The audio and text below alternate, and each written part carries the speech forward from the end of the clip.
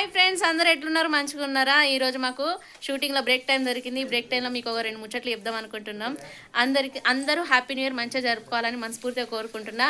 ఇప్పుడు సుమన్ కూడా ఏదో చెప్తారట, వినురు ఒకసారి. అందరికీ కొత్త సంవత్సరం శుభాకాంక్షలు. 2026ల అందరం మంచిగా ఉండాలి, అందులో మనం ఉండాలి, సంతోషంగా ఎంజాయ్ చేద్దాం, జీవితం సాగిద్దాం. సూపర్ చెప్పిండు. మీరు హ్యాపీ న్యూ ఇయర్ ఎంజాయ్ చేయండి, కానీ ఎక్కడికి పోకండి, ఇంట్లోనే ఉండండి, ఇంట్లోనే తాగండి, ఇంట్లోనే పండండి. తాగుడంటే తాగడంటే అలవాటు లేని వాళ్ళు తాగండి. కొత్త న్యూ ఇయర్ కాబట్టి లైట్ గా తీసుకోండి. ఎక్కువ కూడా తాగుడు మంచిది కాదు, చలికాలం కదా. మళ్ళీ నైట్ ఎర్లీ 1-2 తాగితే తెల్లారి అరుగుతలేదు, బ్రష్ అయితే బయటకు వస్తుంది. తీసుకుంటే ఒక మా బాప లెక్క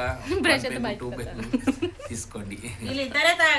ఈ 2026 అందరికి కలిసి రావాలని మనస్ఫూర్తిగా కోరుకుంటున్నా. అలా నీకు ఫస్ట్ కలిసి రావాలని అందులో అదృష్టవంతురాలు నేనే కావాలి.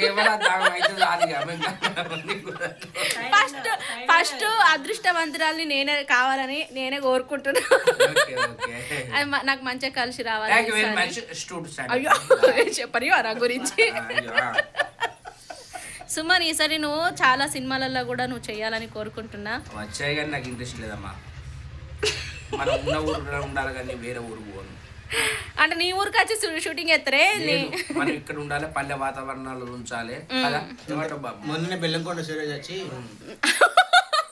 కాలు కడితే కాలేదని చెప్పిండు. వాయమ్మో, బాబు మనసులో మాట అది, బయట కంటలేదు. కానీ నిజంగా గనక సినిమా ఆఫర్లు కానీ సినిమా ఆఫర్లు రావాలని దేవుని కోరుకుంటాను. కానీ అంత ఖచ్చితంగా పోతాం. వచ్చిన దాన్ని అదృష్టం అత్త అద్దంటావా?